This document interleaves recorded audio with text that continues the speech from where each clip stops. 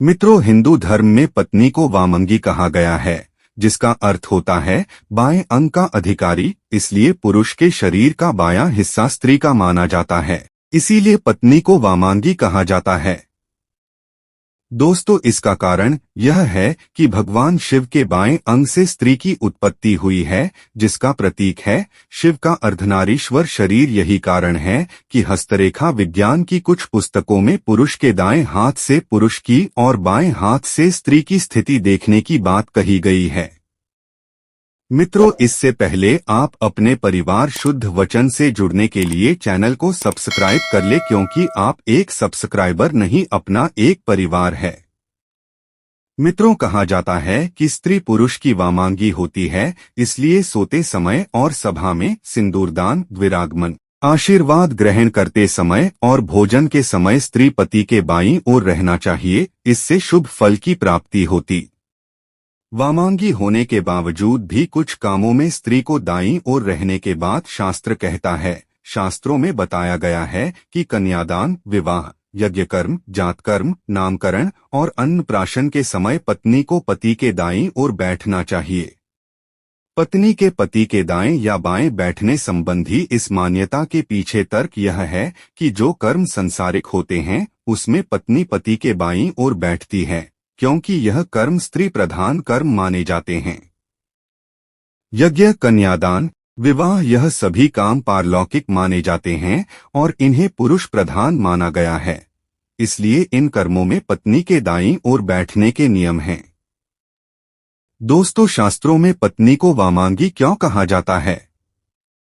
दोस्तों, सनातन धर्म में पत्नी को पति की वामांगी कहा गया है, यानी कि पति के शरीर का बायां हिस्सा। इसके अलावा पत्नी को पति की अर्धांगिनी भी कहा जाता है, जिसका अर्थ है पत्नी पति के शरीर का आधा अंग होती है। दोनों शब्दों का सार एक ही है, जिसके अनुसार पत्नी के बिना पति अधूरा है।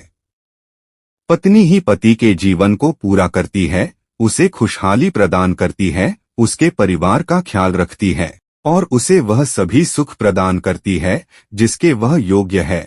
पति पत्नी का रिश्ता दुनिया भर में बेहद महत्वपूर्ण बताया गया है। हिंदू धर्म के प्रसिद्ध ग्रंथ महाभारत में भी पति पत्नी के महत्वपूर्ण रिश्ते के बारे में काफी कुछ कहा गया है। भीष्म पितामह ने कहा था कि पत्नी को सदैव प्रसन्न रखना चाहिए, क्योंकि उसी से वंश की वृद्धि होती है।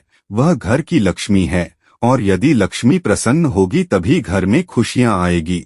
इसके अलावा भी अनेक धार्मिक ग्रंथों में पत्नी के गुणों के बारे में विस्तार पूर्वक बताया गया है।